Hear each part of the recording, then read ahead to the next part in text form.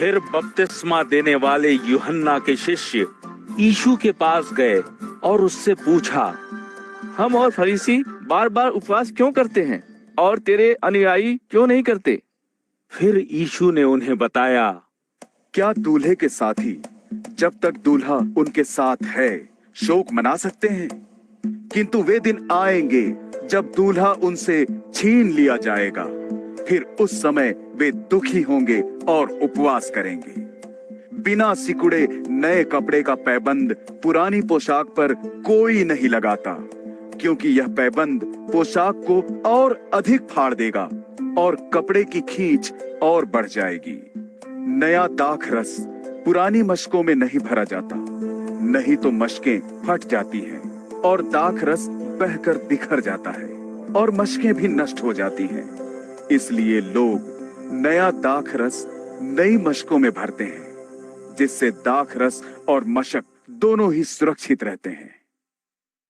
यीशु उन लोगों को जब ये बातें बता ही रहा था, तभी यहूदी आराधनालय का एक मुखिया उसके पास आया और उसके सामने झुककर विनती करते हुए बोला, अभी अभी मेरी बेटी मर गई है, तू चलकर यदि उस पर अपना हाथ रख दे तो वह फिर से जी उठेगी। इस पर यीशु खड़ा होकर अपने शिष्यों समेत उसके साथ चल दिया। वहीं एक ऐसी स्त्री थी जिसे 12 साल से बहुत अधिक रक्त बह रहा था। वह पीछे से यीशु के निकट आई और उसके वस्त्र की कन्नी छू ली। वह मन में सोच रही थी, यदि मैं तनिक भी इसका वस्त्र छू पाऊं तो ठीक हो जाऊंगी। मुड़कर उसे देखते हुए यीशु ने कहा, बेटी हिम्मत रख, तेरे विश्वास ने तुझे अच्छा कर दिया है। और वह स्त्री तुरंत उसी क्षण ठीक हो गई।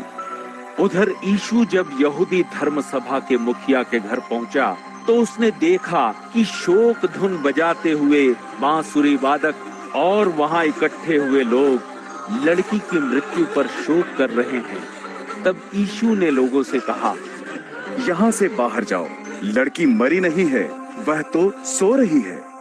इस पर लोग उसकी हंसी उड़ाने लगे। फिर जब भीड़ के लोगों को बाहर भेज दिया गया तो यीशु ने लड़की के कमरे में जाकर उसका हाथ पकड़ा और वह उठ बैठी।